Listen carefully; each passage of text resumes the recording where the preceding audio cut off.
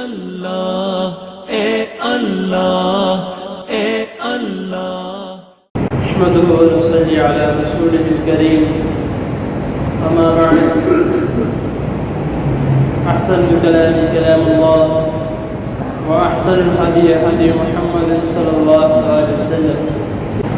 قال رسول الله صلى الله عليه وسلم لا نكاح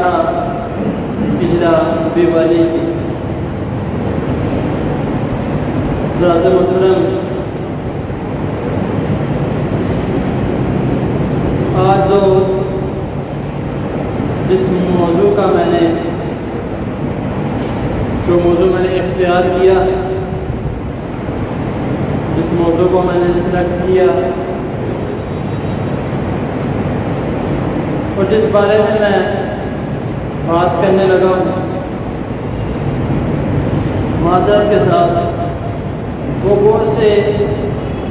لوگوں کو یہ بات ناگوار گزرے گی، کیونکہ اس میں کچھ باتیں ہی ایسے میں کرنے لگا ہوں کہ جو بالکل حقیقت ہے، اور یہ ہمارا معاشرے میں اس بات کو لے کر ٹرینڈ بنا ہوا ہے کہ ہم یہ بات لازمی طور پر کرتے ہیں۔ وہ کون سی بات ہے؟ سب سے پہلی بات تو یہ ہے کہ جب بھی رشتہ دار ہو یا کسی دوست وغیرہ میں اگر کسی کی شادی ہوتی ہے، کسی کا نکاح ہوتا ہے، تو ہم سب سے پہلے اس کو یہ بات پوچھتے ہیں یا یہ بات پوچھتے ہیں کہ بھائی تمہاری شادی لو میرج تھی یا ارینج میرج تھی؟ اگر اب پوچھا جائے کہ کیا اسلام میں اس طرح کا کوئی بھی الفاظ استعمال کیا گیا ہے، عربی میں لگا لیں، کوئی بات نہیں، اس انگلش کو عربی میں بول لیں، پھر کیا پسند کی شادی؟ یہ مثال کے طور پہ کہنے کا مقصد یہ ہوتا ہے، لو میرج کا مطلب کہ تم نے شادی سے پہلے پیار کر کے پھر شادی کی ہے، یا گھر والوں کی من سے تمہاری شادی ہوئی؟ یہ پوچھنے کا مقصد کیا ہے؟ صرف دوستوں میں نہیں، اچھے خاصے پڑھے لکھے لوگ یہ پوچھتے ہیں۔ کیوں پوچھتے ہیں؟ اس وجہ سے پوچھتے ہیں کوئی نہیں جان سکا اب تک، بغیر کسی مقصد کے یہ الفاظ پوچھتے ہیں۔ اور اس کے بارے میں جو میں حدیث سنا دوں کہ رسول اللہ صلی اللہ علیہ وسلم فرما رہے ہیں کہ جو شخص یعنی ایک مرد اور ایک عورت نکاح کے بغیر اگر آپس میں خلوت میں علیحدگی میں ملتے ہیں تو ان کے ساتھ تیسرا شیطان ہوتا ہے جو ان کو غلط راستے کی طرف لے کر جاتا ہے۔ تو یہ میں نے جو حدیث شروع میں نے بیان کی ہے، لا نکاح الا بولی، کہ ولی کے بغیر عورت کے ساتھ اس کا کسی بڑے کا ہونا لازمی ہے، اگر وہ نہیں ہے تو اس کا نکاح نہیں۔ ہمارے اکثر معاشرے میں آپ سنتے رہتے ہیں کہ فلاں عورت فلاں لڑکی کی فلاں لڑکے کے ساتھ کورٹ میرج ہو۔ کورٹ میرج سے کیا مراد ہے؟ یعنی کہ وہ دونوں نے اکیلے میں یا اپنے کسی دوست کو ساتھ لے کر جا کے شادی کر لی۔ شادی کرنے کے بعد اگر دیکھا جائے تو کیا اس کے ساتھ اس کا ولی ہے تھا؟ ولی سے مراد باپ لے لو، اگر باپ نہیں ہے بھائی کو لے لو، بھائی نہیں ہے اس کا جو رشتہ دار کا جو بڑا سربراہ ہے اس کو لے لو۔ ان تینوں میں کوئی موجود نہیں ہے، اگر موجود ہوتا تو انشاءاللہ تعالیٰ اس کی شادی دھوم دھام سے ہو جائے۔ جب موجود نہیں ہے تو اسی لیے ان دونوں نے جا کے کورٹ میرج کی، اور کیا ان کا نکاح مانا جائے گا؟ قطعاً نہیں مانا جائے گا، کیونکہ حدیث یہ کہہ رہی ہے کہ لا نکاح الا بولی، کہ ولی کے بغیر کوئی شادی کوئی نکاح نہیں ہو سکتی۔ ولی کی اجازت کے بغیر، یعنی کہ جب تک وہ اجازت نہیں دیتا،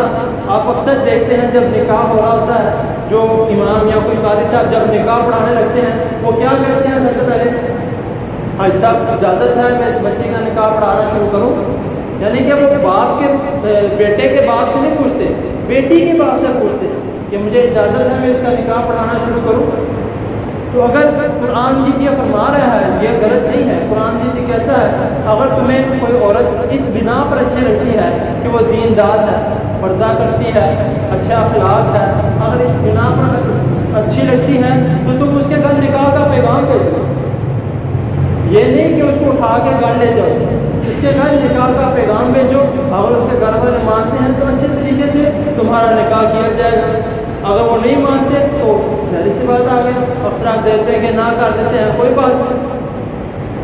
بگا کے لے جانا۔ اور اکثر لوگوں کا مطلب یہ بھی ہوتا ہے، جو میں نے اس کے بارے میں پوچھا تھا کہ جو لو میرج ارینج میرج کے بارے میں جو الفاظ بولے جاتے ہیں، اسی بڑے عالم نے بتایا تھا کہ اکثر لو میرج وہاں پہ استعمال ہوتی ہے جہاں پہ لڑکا لڑکی بھاگ کے شادی کرتے ہیں، یعنی کہ اپنی مرضی سے بھاگ کے شادی کر لی، لڑکے والے گھر والے نہیں مان لے، لڑکی کو لے کے بھاگ گئے، لڑکی والے کے گھر والے نہیں مان لے، لڑکی یہ طریقہ غلط ہے۔ جب اسلام کہہ رہا ہے کہ اچھی طریقے سے گھر والوں کے ساتھ مل جل کر سب سے پہلے نکاح کرو، نکاح کے بعد ولیمہ کرو، بس یہ دو چیزیں ہیں، آرام سے کر کے اچھے طریقے سے عزت کے ساتھ گھر، نہ یہ کام کرو یا کورٹ میرج کرو، یہ کرو وہ کرو۔ تو اسلام نے ہمیں طریقے کار بتایا ہے، ہمیں کوشش کرنی چاہیے ہم اس کے مطابق چلیں، اور ہمیں یہ الفاظ بند کرنے ہوں گے کہ تمہاری لو میرج ہے کیا ارینج میرج، بس یہ پوچھو تمہارا نکاح اچھے طریقے سے ہو گیا، اللہ تعالیٰ کی مدد سے ہو گیا، بس دعا دو اس کو کہ اللہ تعالیٰ تمہیں خوش رہے، تمہیں آباد رکھے، یہ دعا دو، نہ کہ الٹے سیدھے الفاظ باتیں پوچھنی چاہیے کہ اس طرح ہوا، یہ ہوا، کیسے ہوا، جس طرح ہو گیا اللہ تعالیٰ کی مرضی سے ہو گیا جو ہونا، تو ہمیں کوشش کرنی چاہیے کہ جس طرح بھی ہو۔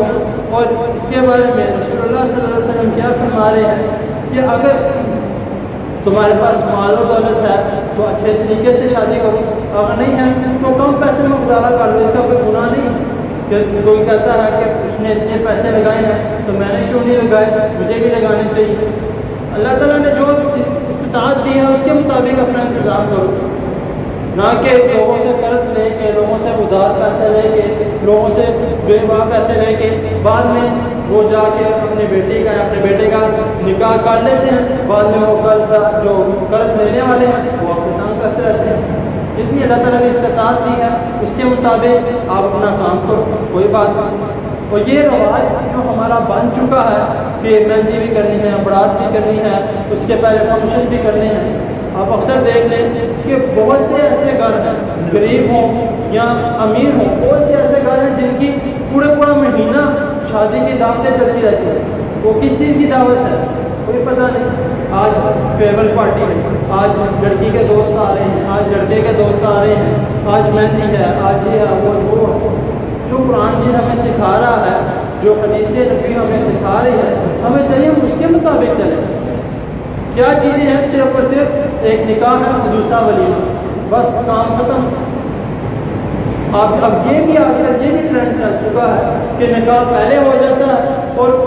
کوئی 2-3 مہینے بعد جا کے ہم آگے بڑھتے ہیں، بچے کی رخصتی کرتے ہیں، پھر ولیمہ کرتے ہیں۔ وہ اس لیے کرتے ہیں صرف اور اسی لیے کہ لڑکی میرے لیے حلال ہو گئی ہے، اس کے ساتھ جا کے شاپنگ وغیرہ کی جائے، تصویریں وغیرہ کی جائے، یہ طریقہ بھی غلط ہے۔ جو کام کرنا ہے پہلے کرو، اپنی شاپنگ علیحدہ کرو، وہ اپنی شاپنگ علیحدہ کرے، جو کرنا ہے کرو، بعد میں نکاح کو رخصتی کر کے لڑکی کو اس کے گھر بھیجو۔ تو جو قرآن جی ہمیں سکھا رہا ہے ہمیں چاہیے بس اسی کے مطابق ہم کریں، اپنی طرف سے دین میں اضافہ کر لینا، اپنی طرف سے جس کا دل کرے جو چیز کام کرنی کام کر لینا، یہ شرم غلط ہے اور یہ حدیث کے بھی خلاف ہے اور قرآن کے بھی خلاف ہے۔ جو ہمیں سکھایا جا رہا ہے بس اسی کے مطابق ہے۔ تو اللہ تعالیٰ کی حضور دعا ہے اللہ تعالیٰ ہمیں صحیح دین کو سمجھنے کی اور اس پر عمل کرنے کی اللہ تعالیٰ ہم کو